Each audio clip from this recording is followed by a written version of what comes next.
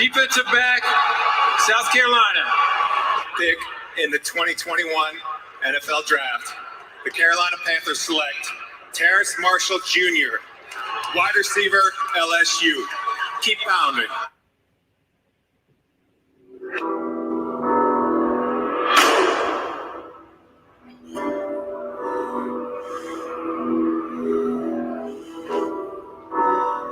Welcome to your life.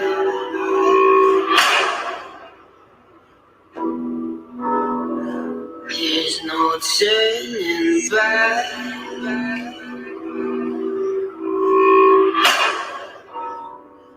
Even while we sleep, we will find you acting on your best behavior. Turn your back on Mother Nature. Everybody wants to rule the world.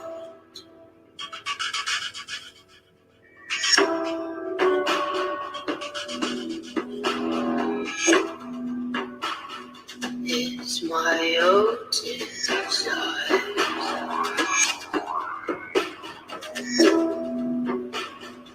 It's my own remorse. Help me to decide. Help me make the most of freedom and of pleasure. Nothing ever lasts forever. Everybody wants to rule the world. There's a room where the light won't find you. Holding hands while the walls come tumbling down. When they do, I'll be right behind you. So glad we've almost made it. So sad we had to fade it. Everybody wants to rule the world.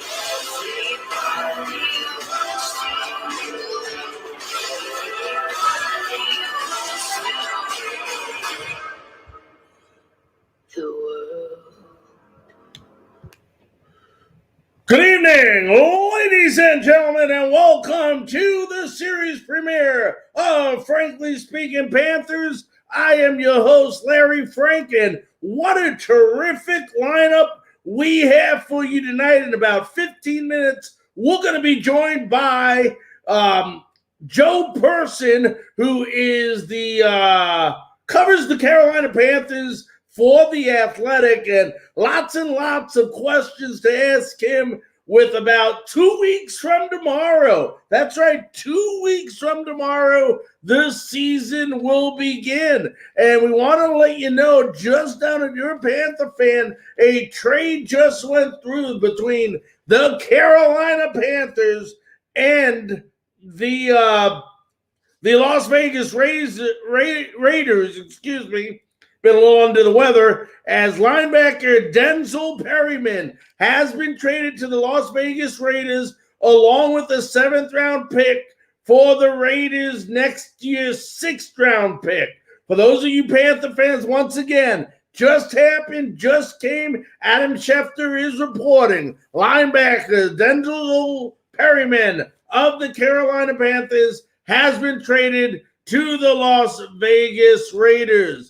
So, in a defense that is already looking pretty good this year, has a lot of potential. It was, a lot of questions were being asked whether Denzel Perryman would start at linebacker on this team. And a lot of people saying that, he lost his spot to Jermaine Carter. Well, this would definitely solidify the information that I believe it might have been Joe Person was reported from The Athletics, who will be on in a couple minutes, that Perryman lost his job. And in that event, he was then traded to the Las Vegas Raiders. But lots and lots of things to get to before Joe Person comes on in the next 15 minutes. And, obviously there's one more game left. One more preseason game left for Carolina Panther fans versus the Steelers,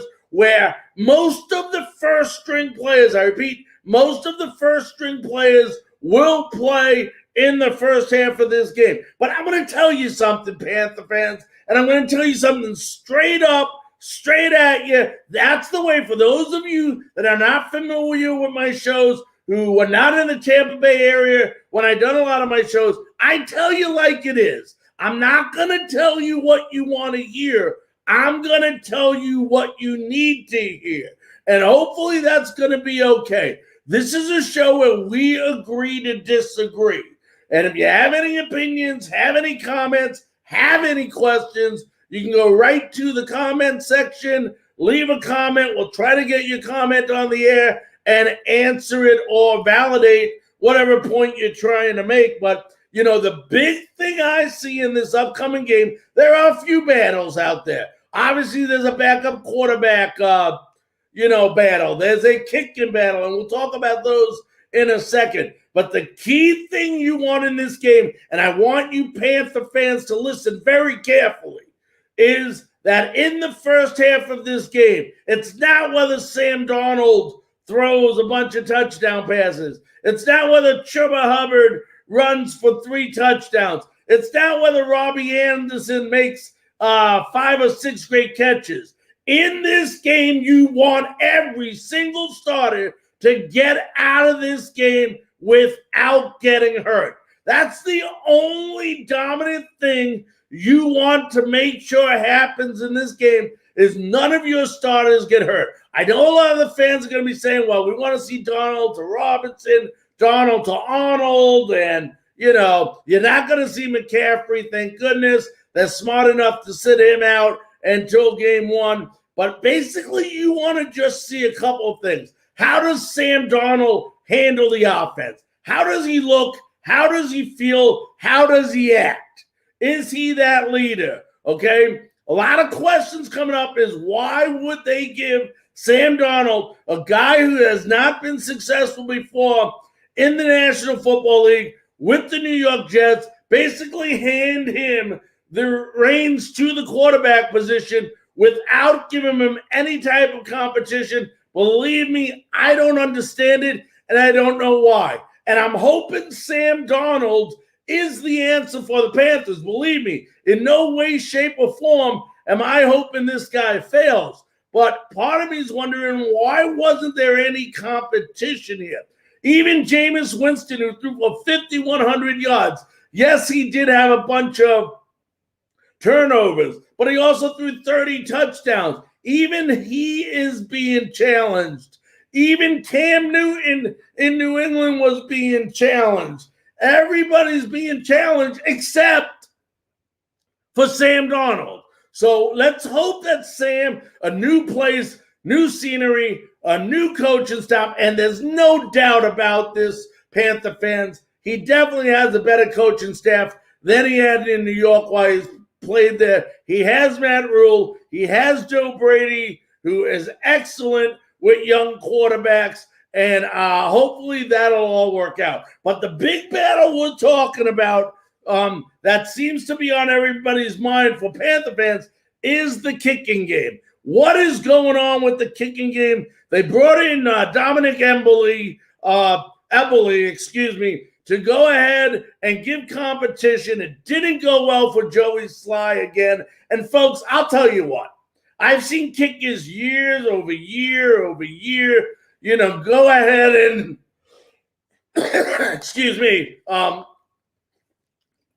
there's short leashes for kickers in the NFL. It doesn't matter what you did last year, what you did a month ago. I mean, even Ryan Suckup, who was one of the best kickers in all of football for the Tampa Bay Buccaneers, is still being questioned. They signed him to a 3-year contract because he does so well in Tampa Bay, and they're talking about him possibly not even starting in Tampa Bay. They're having a very short leash. Well, there's very short leashes on kickers, and when you look at Joey Sly and what he did last year, inside the 50-yard line, folks, Joey Sly was 28 of 30, only missed 2 field goals. He was 11 of 12 from 20 to 29 yards.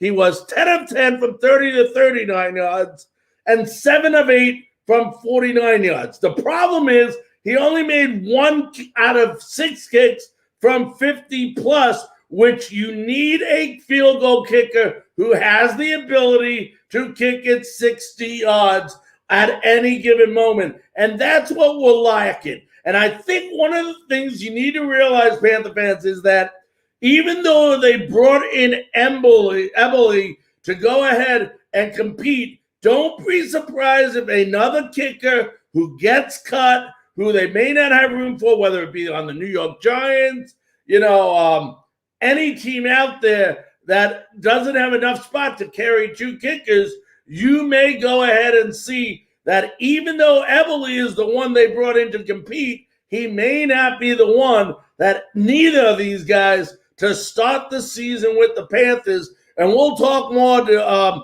Joe Person about that when he comes on as well.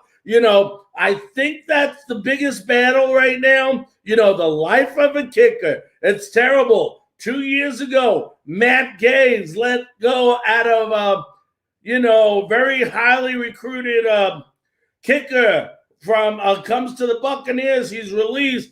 Last year he plays for the Rams, and he's the savior there. So you just never know. The life of a kicker is the shortest life in the NFL, and we'll talk more about this. We got 2 weeks after this Friday's game to talk about, a lot of the battles. Remember, August 31st is the deadline where we have to cut down to 53 players. I believe there's 80 players right now. So if that is the case, that means we have to cut down another 27 players by the 31st, which is Tuesday night, the day before we'll be back on with our Frankly Speaking Panthers show again. So lots and lots going on. The other thing is, I'm really excited to see what this offense is going to really do this year. This is an offense, the Carolina Panthers, that has many, many weapons when you look at it. The big question was going to be offensive line. But when you look at this offensive line and you look at, Brady Anderson right now,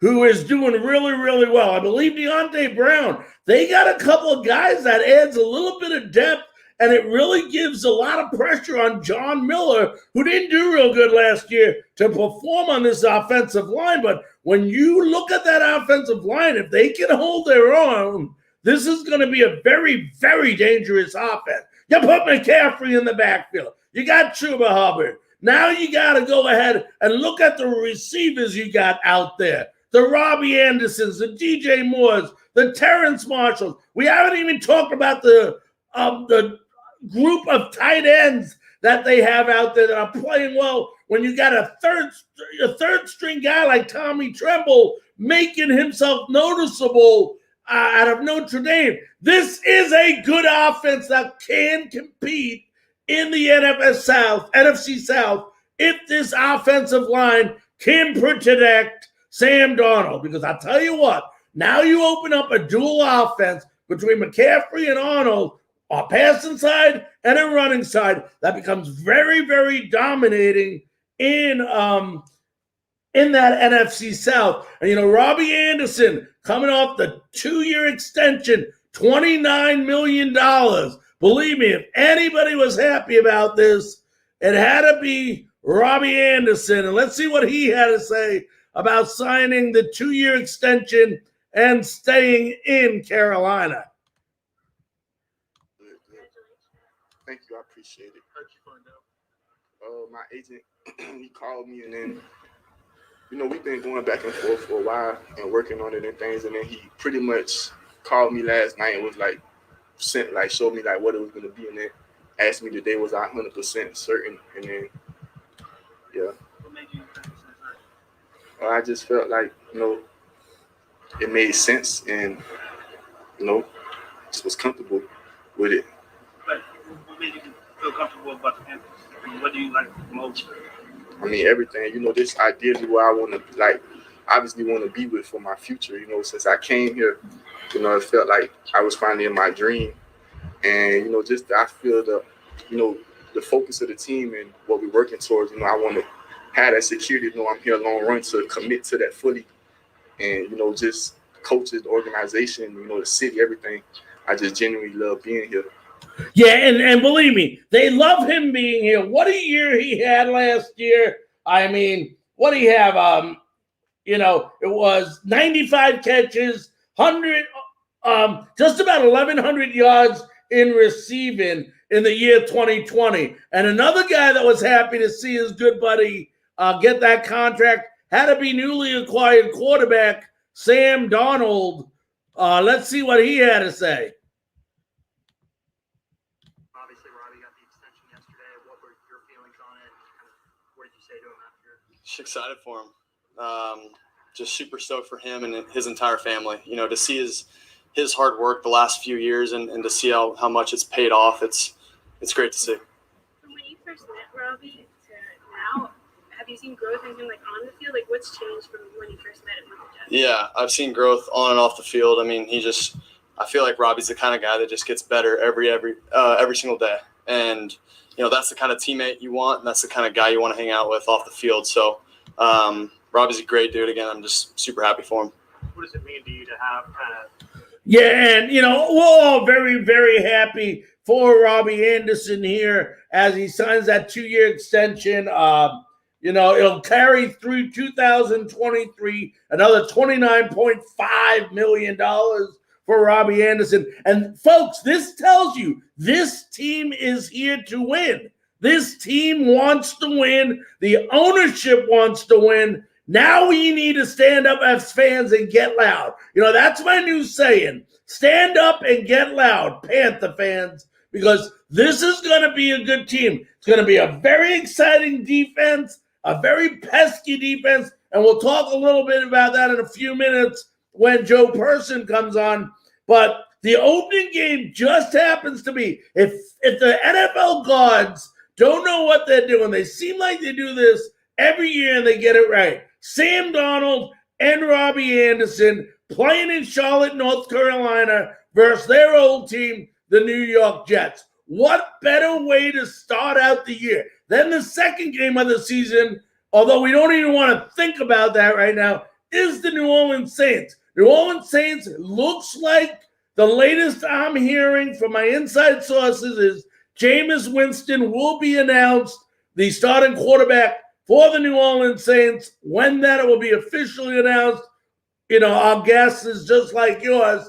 But, you know, this is a New Orleans team now without Michael Thomas that really becomes a one-dimensional team with only Alvin Kamara, a real big threat. So, you know, this is a Carolina team that can definitely make some noise in the NFC South. And for those of you fans watching on different platforms, I know we're on Twitch, know we're on Facebook, I know we're on YouTube. We want to announce that in a few minutes we'll have Joe Pearson on from The Athletic. He should be on momentarily with us. And then next week, same time, same place, on Frankly Speaking Panthers, we will have former Carolina Panther, all-pro running back Stephen Davis will be joining us live next Wednesday evening at about 9:20 as well. So for all of you Panther fans, this should be an exciting time for you. Like I said, we're just minutes away from having Joe Person. Let me see if he's on his way in. Let me let him know we're ready.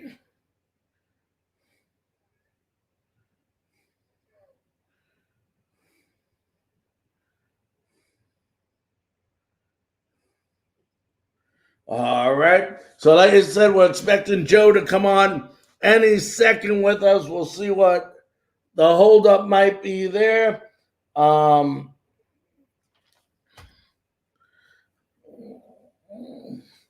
So I just went ahead and texted him, so we'll give him a couple of moments. But, you know, today a good practice, A lot of competition. Obviously, the main topic of discussion again today had to be the battle among the kickers and the competition they finally brought in to compete with Joey Sly. Let's go ahead and listen to what Coach Matt Rule had to say about today's practice and today's competition.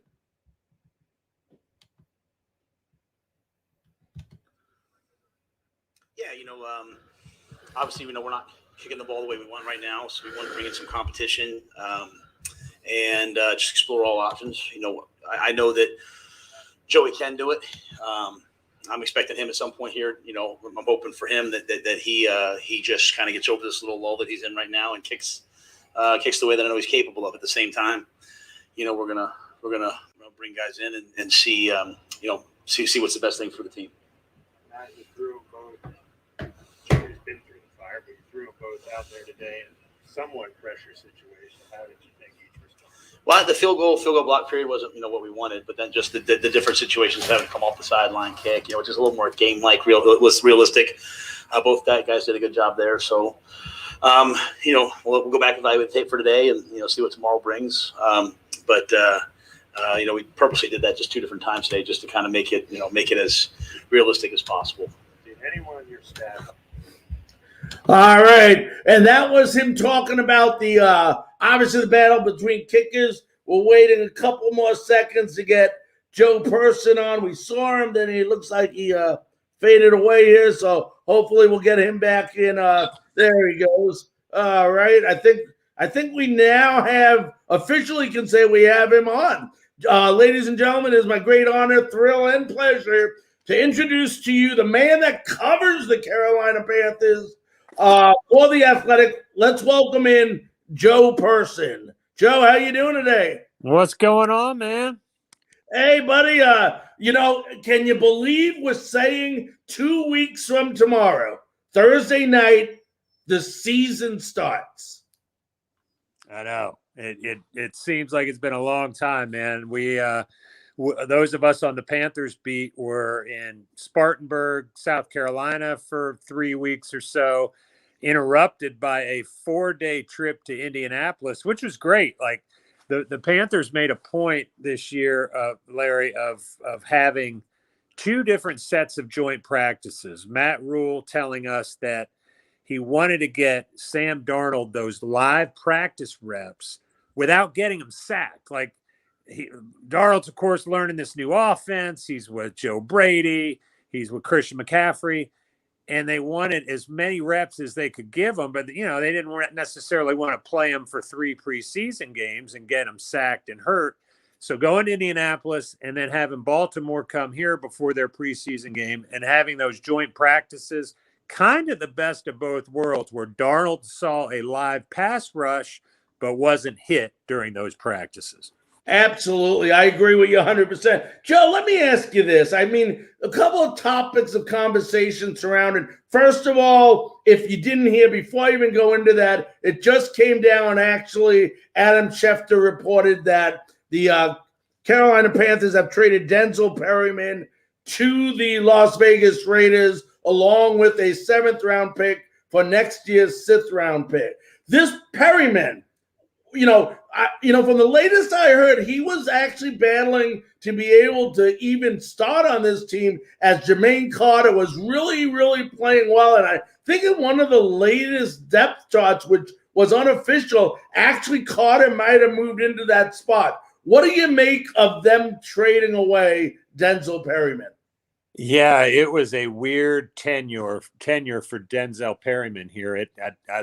I looked it up. It lasted all of 162 days, 0 games, 0 preseason games.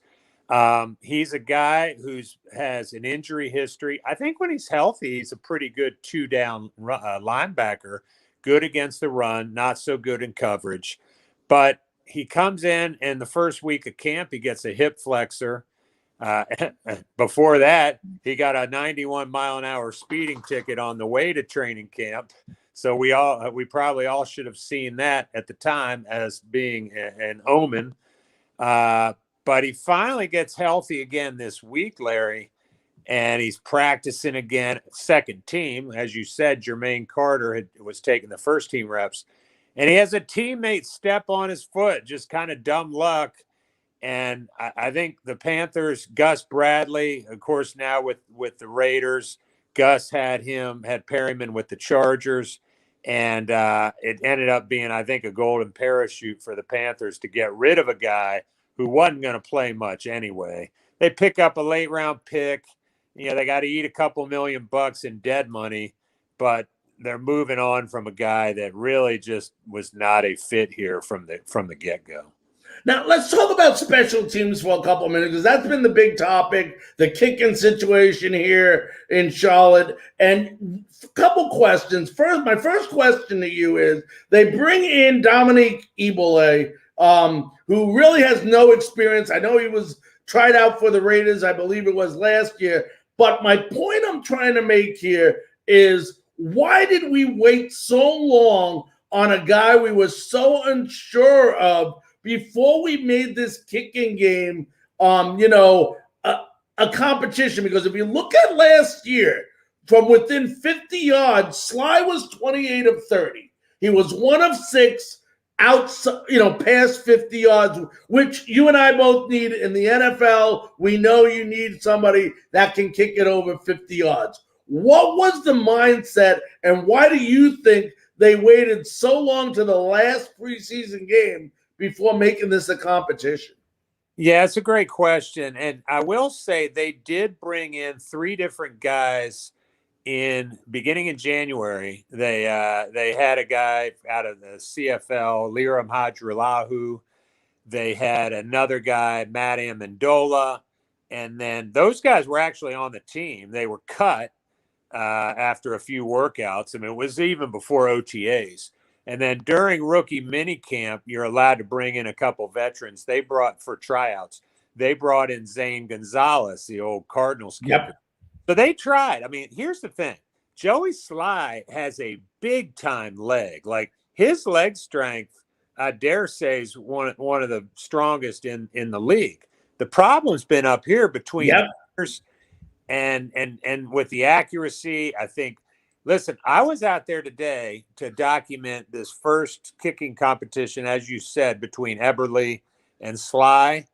They put Sly up first, Larry. He goes 0 for 3 from all 3 kicks inside of 50 yards. Like, he is so lost right now from a confidence standpoint. Eberle gets up there, makes his first 2, misses from 49. So I think they want to try to give Joey Sly the benefit of the doubt, but he is not making it easy on the Panthers to keep him. I don't even know that Eberle will be the answer. I think more to the point, we might see them trade, like we just saw them trade they had to throw in a 7th round pick to get rid of Perryman. They might have to flip like a 6th or a 7th to go get a kicker. The Giants have a young kid that's not make the roster behind Graham Gano. The Ravens have a young kid from East Carolina named Verity, who's not going to make the Ravens with Justin Tucker. Those 2 guys, somebody like that, I think. Listen, maybe Eberle goes out and kicks 2 55-yarders against the Steelers, but for when I saw today, it's okay. He didn't blow me away, but I would not be surprised, having said that, if there is another kicker they go out and try to get. Yeah, and I was just going to say that these 2 kickers we're looking at right now, neither of them may be our starting kicker when we go ahead and open up versus the New York Jets. There's no doubt about that. And, people look at the points and say, he scored a lot of points last year for the Carolina Panthers, but what a lot of the fans don't realize is the reason why he kicked a lot of field goals is because last year we had a lot of trouble scoring when we were in the red zone. So that's not necessarily a good thing that he was like 13th in the league in points. But my question to you is, I want to go to the offensive side. Why? And I'll never understand this, and you may have a similar answer. I'm a Sam Darnold fan. I'm pulling for Sam Darnold. I want him to do nothing but great things here in Carolina. But why would you bring in a quarterback who has no track record of success in the NFL, and for whatever reason you want to say, bad coaching, bad system, bad ownership, whatever, we'll give you all of that. But why would you bring a guy like that in, hand him the reins to your offense without having a competition with another quarterback involved? That's the only thing I don't understand. It's nothing personal against Donald, but it's not like you brought in a Tom Brady here and said you've proven 20 years what you can do. What do you think the mindset on that was? Yeah, I don't know. We have asked that question, and they basically, the answer is they have faith in Sam Darnold. They like their backup quarterbacks, Will Grier and PJ Walker. But, here's the thing. This team was dead set determined to move on from Teddy Bridgewater. You know that. Yep. And they were in on just about every quarterback deal. They made a strong offer for Matthew Stafford. Rams made a better offer.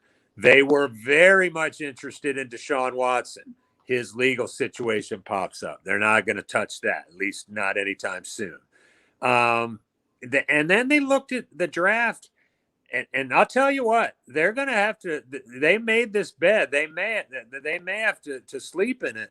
They thought Sam Darnold, if you weren't going to get Trevor Lawrence, which they weren't, and you weren't going to get Zach Wilson, they thought Sam Darnold was better than any of the other guys in this draft, quarterback-wise. And not mainly we're talking about Mac Jones and Justin Fields. And if those two guys go on to have terrific careers, and the Panthers passed on them to take J.C. Horn, who I think is going to be a fine cornerback, but put all their stock in Sam Darnold, and if he tanks and Justin Fields is the next coming of Russell Wilson, history will not be kind to Matt Rule and Scott Fitterer. But, you look at the weapons that Sam has around him, and you have to give Carolina a lot of credit, because when you look at the depth at wide receiver, the depth at tight end, I love the way Tommy Tremble, the rookie from Notre Dame, has been playing so far this preseason. You know what McCaffrey does for you in the backfield, no questions answered. The success of this team is going to definitely be with the offensive line, or the unsuccessful results is going to be with the offensive line. But even the offensive line now has some competition with the emergence of Brady Christian and Deontay Brown. I mean, this offense, if you really break it down, if Sam Darnold could be the person that these Panthers think he can be, this can be a very dangerous offense. Listen, they've got playmakers. I mean, you just named them.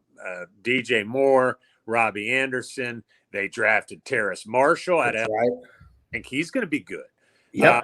And then, you certainly hope you're going to get more than 3 games out of Christian McCaffrey, which is what he played last year. A kind of a little bit of a under the radar guy. They go out. They sign it. They had no tight ends last year. Just the post Greg Olson was not pretty. So they go out and sign Dan Arnold. Had a career year with the Cardinals. A lot of people hadn't heard of Dan Arnold. Division III guy, was a wide receiver, converted into a tight end in New Orleans. And he has a career year in Arizona. Guess what? Sam Darnold has been spending all of training camp just about throwing a lot of passes to Dan Arnold. So, I'm with you. I think the offense has potential. The big question, besides Darnold, the obvious, he has to play well.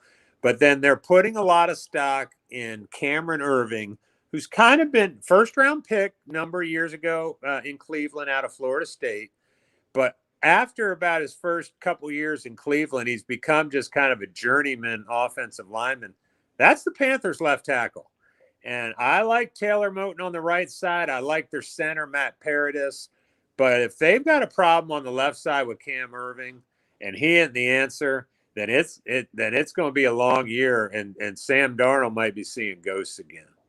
Yeah, we definitely hope that's not the case.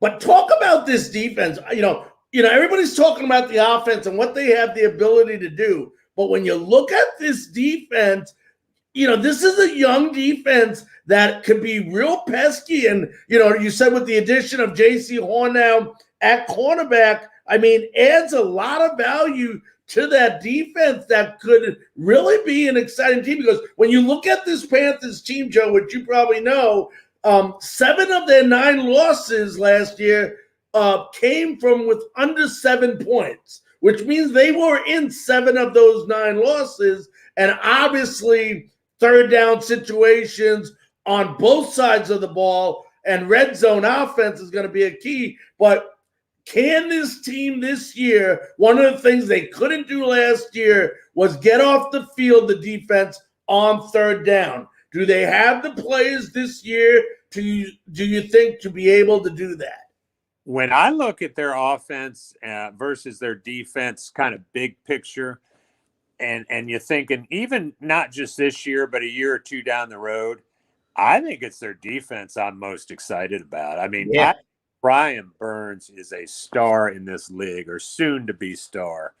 I think J.C. Horn is the real deal. Shaq Thompson is a good player, maybe not a Pro Bowl type guy. They went out and got Hassan Reddick, coming off a 12.5 sack season. I like this defense. It's not perfect. And I didn't even mention Jeremy Chin, who damn near won Defensive Rookie of the Year last year, if not for Chase Young. He's a spectacular player. Phil Snow, the defensive coordinator, likes to move him around.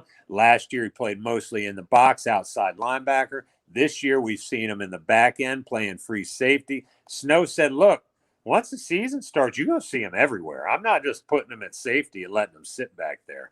Moving him around, he calls him his chess piece, Jeremy Chin. But you said it, man.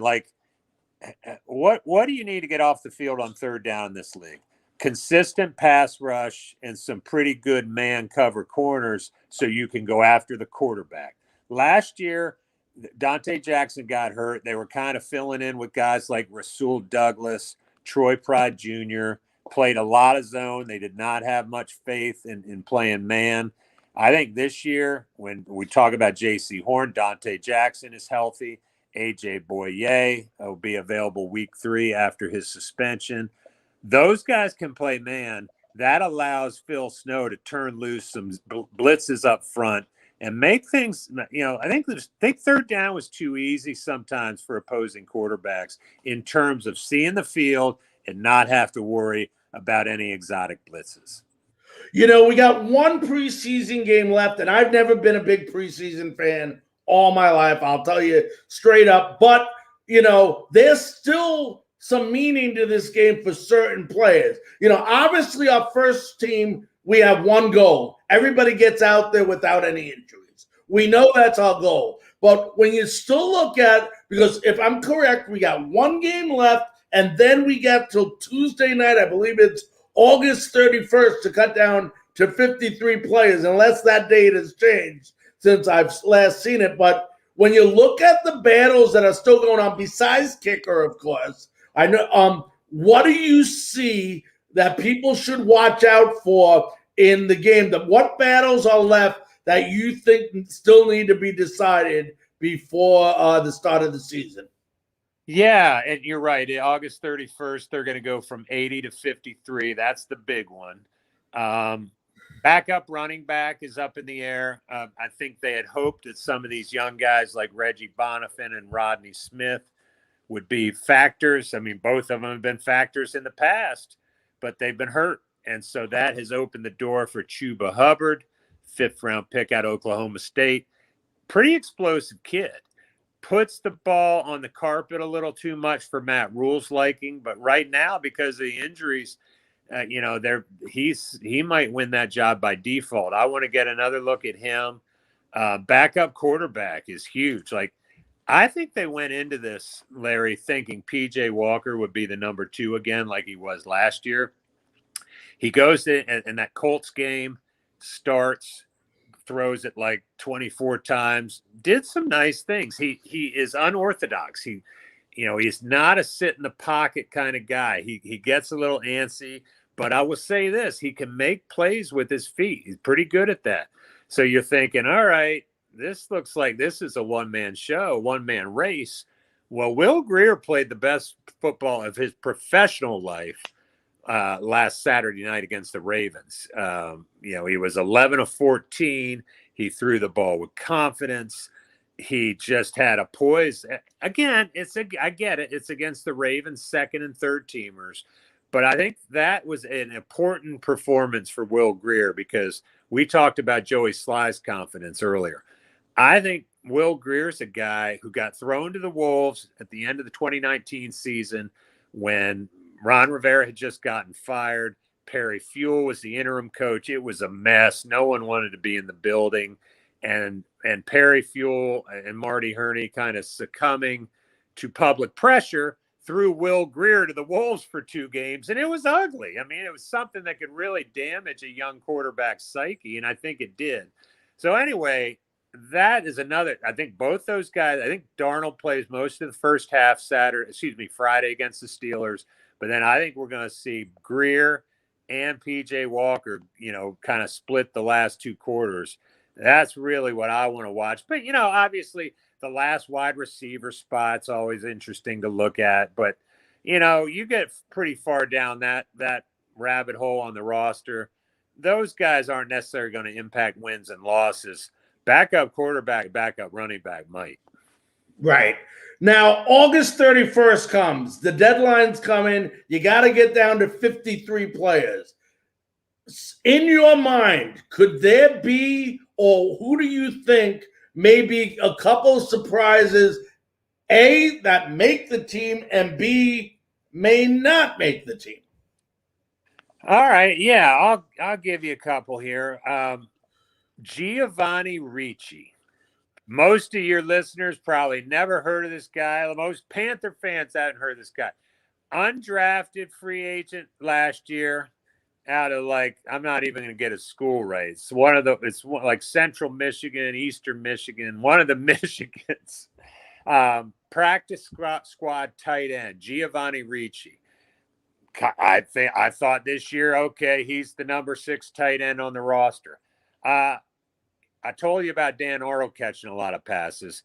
Giovanni Ricci's caught a lot of passes too. And here's what they did this week, Larry. They gave Ricci, they haven't, I should have mentioned we were talking about running backs. They don't have a fullback. They've tried out about 3 different fullbacks. None of them stuck. They've all been cut. Giovanni Ricci just switched jersey numbers from 87 to 40. Matt Rule said, I wanted to give him a jersey number so the offensive staff members give him a real bona fide look to be our fullback. Because all he's done is make plays on special teams, make plays in the passing game. They want to give him a chance to make the team, and maybe a blocking fullback would be the last way he could kind of get in.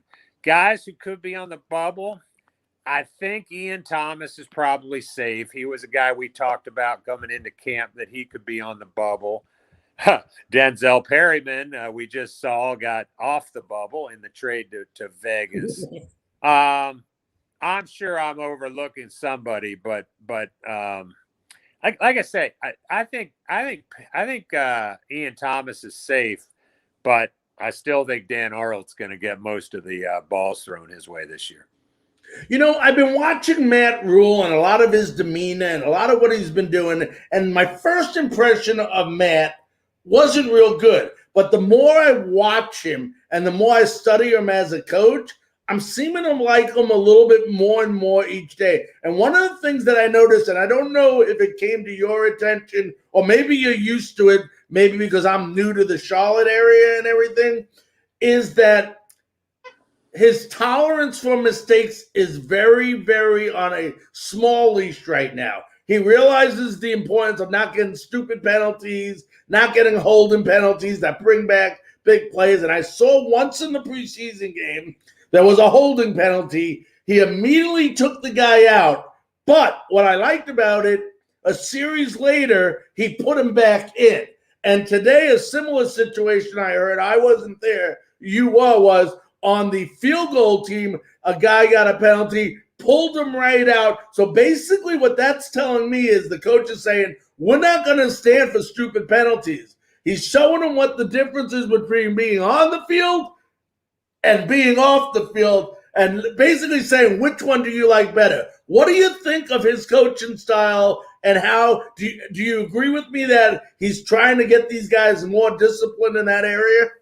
Yeah, it almost feels like kind of some of the college tactics that I think he used at Temple and Baylor. And yeah, the situation you described today, it wasn't a penalty on the field goal team. It was a bad snap by Thomas Fletcher, the kid. A long snap, right? Yeah, kid they used a 6th-round pick on.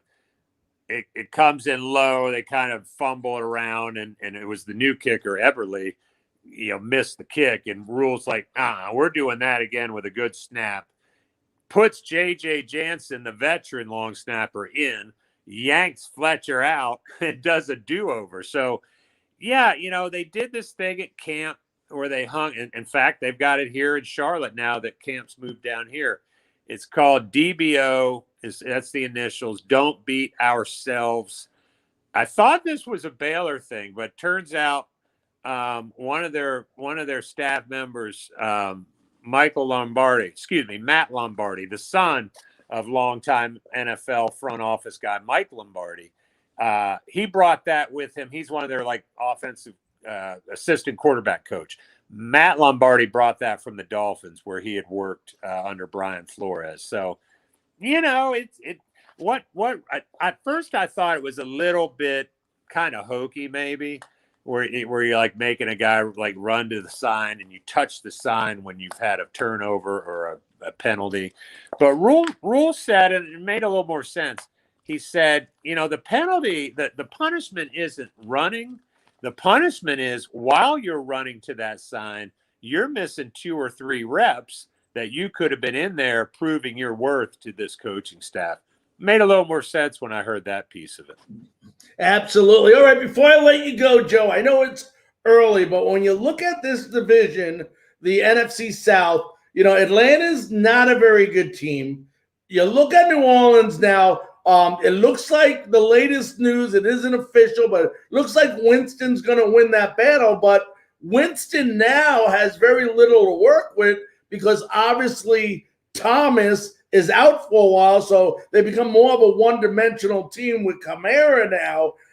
And then you got the Panthers who, have an incredible offense, and of course the Tampa Bay Buccaneers who won the Super Bowl last year. How do you think, as hard as it's to believe that the Tampa Bay Buccaneers have every single person back from last year, but there's a reason why not just the reporters like yourself, but everybody around the NFL say it's difficult to repeat is because it's difficult to repeat. So how do you see the NFC South early? It's early, but how do you see the Panthers faring in this division? I think, like you said, I think second place is up for grabs. I mean, I think we'd agree that the Bucs are the team to beat until proven otherwise. I mean, sometimes those veteran teams get old in a hurry. Yes. That with the Panthers, where they tried to keep that core together and keep that window open as long as they could, and then all of a sudden it closes in a hurry with Greg Olsen getting hurt, Thomas Davis losing a step, Luke Kuechly even losing a step at his last season, Cam Newton getting hurt. My point is, that could happen in Tampa Bay, but I'm going to assume, we'll just for the sake of this argument, assume Tampa Bay holds down first place. I don't necessarily think they're winning the Super Bowl again. Well, then second place, I think, is up for grabs, and with it, maybe a wild card. I'm with you. I think the Falcons are going to be in last place, bringing up the rear, and then it's basically, who do you have more faith in, Jameis Winston or Sam Darnold? And I've seen Jameis at his best and at his worst. Listen, when he is in a groove, he looks like an MVP. Mm-hmm. Then I'm at the London game 2 years ago, Panthers and Bucks. He throws 5 interceptions. It wasn't even competitive. So, I'll tell you what, if he becomes a viable, top 10, top 11 type quarterback, then we can all go ahead and throw roses at Sean Payton, because we will know that guy is what, Drew Brees. We saw what he did with Brees. If he does this again with Jameis Winston, then I think Sean Payton's going to leave his mark, if he hasn't already, as a hell of an offensive coach in this league. Yeah. And, it's amazing. We're 2 weeks away. I believe first 2 games are home. Obviously you got to think about game number 1 before any other game. Oh, actually, this preseason game before anything else. But, listen, I want to take my time to thank you very much for joining us on Frankly Speaking Panther. It's been a pleasure having you on. Larry, thanks for thinking of me, man, and have a good season, man. All right, you be safe. See ya. All right, that was Joe Person, who covers the Carolina Panthers for The Athletic. And I think one of the important things when you listen to that conversation, and I listen to everything that Joe's saying, I respect Joe so much, and he said something, the way you say the following sentence can mean a completely different thing with the Panthers than it mean with their league rivals, the Tampa Bay Buccaneers. And that saying is, they have another year together playing with each other. Okay, for the Carolina Panthers, that means a young, pesky defense who's learning a system, who is going to be aggressive and go out there and really swarm the ball and cause a lot of turnovers and win ball games. Whereas for the Buccaneers, it could mean these guys have another year like the Ndamukong Suhs, the Shaq Barretts, a couple of the other Vita Veas, and they're older, and now they're more applicable to get more injuries because of their age. And I think that's the point Joe was trying to say. And you never know in the game of football. When you look at this division, and I said this before the year even began, and I said that if the right weapons, because, obviously nobody expected, Michael Thomas was supposed to get this surgery beforehand, and it's a mess now in New Orleans, but I said, if you put Jameis with the right coach and the right system, that he will have a chance to be a Pro Bowl type quarterback this year in the NFL. Now, people think I'm crazy. People think I'm stupid, but that's all right. Those are just adjectives that describe me. But I'm going to tell you something.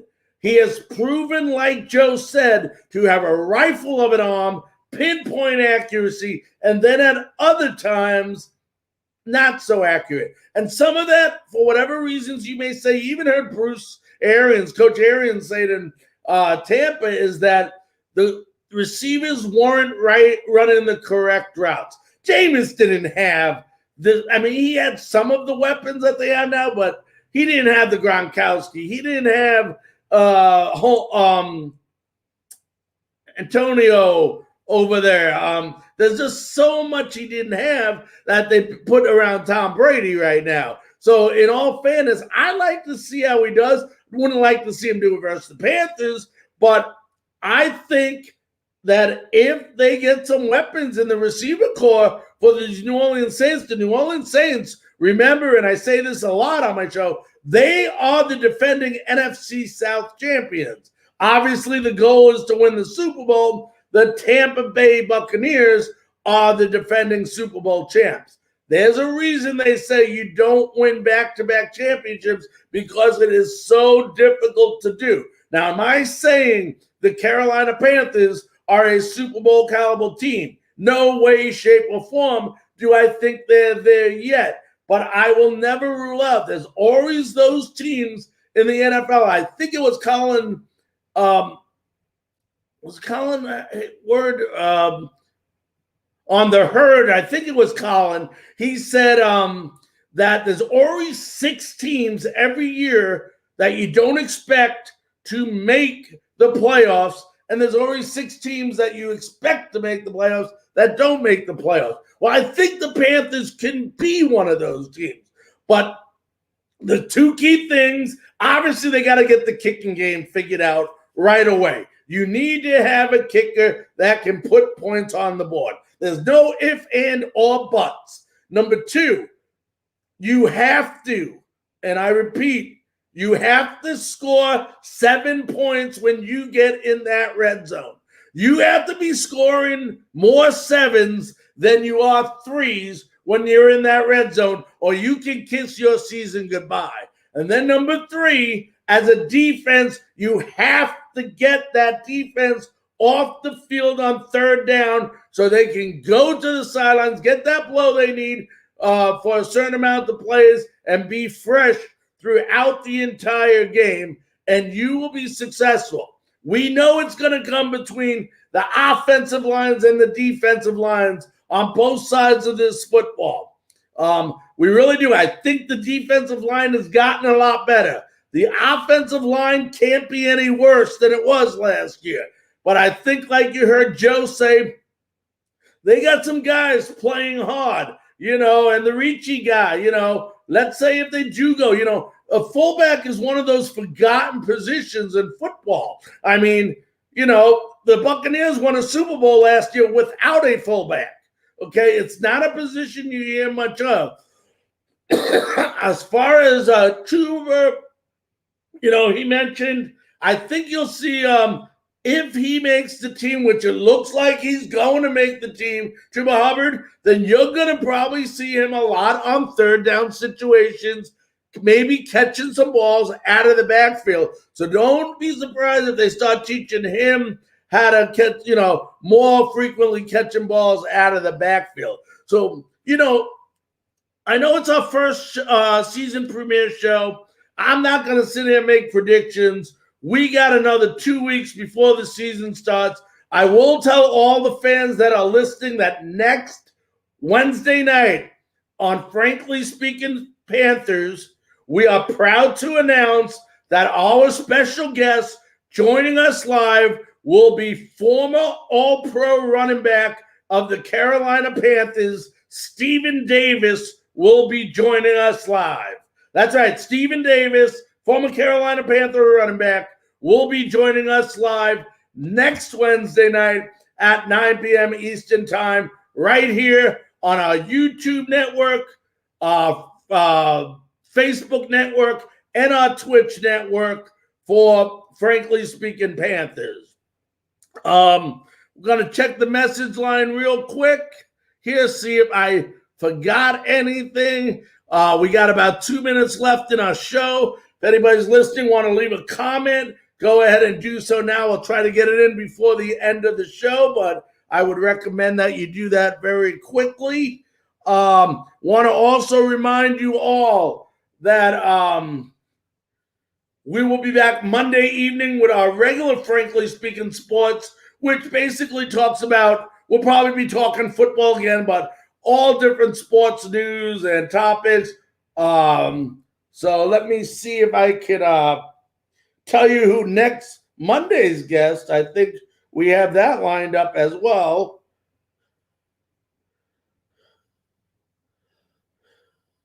There it is. All right, it's coming up right now. We are going to have former linebacker who played for the Dallas Cowboys and also played for the Phoenix and Arizona Cardinals. We're going to have Garth Jacks on this Monday.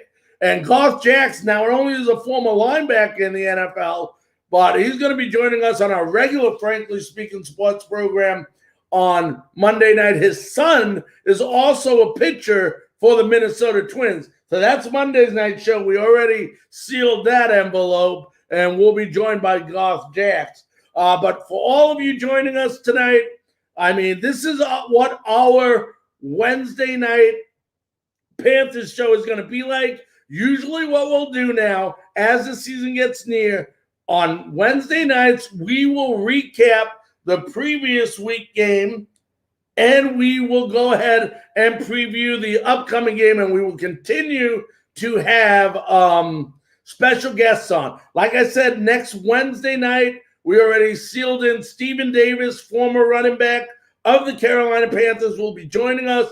Then I believe it's not official yet, but it looks like 2 weeks from today, our next guest will be former quarterback for the Carolina Panthers, Steve Berline, will be joining us live as well. So a lot of great guests coming up. on Frankly Speaking Panthers. If you're a Panther fan, share this with your Panther fans. Give me some feedback. Let me know what you like about the show. If there's anything different you'd like me to do within the show that I'm able to do, I will be more than happy to try it for you.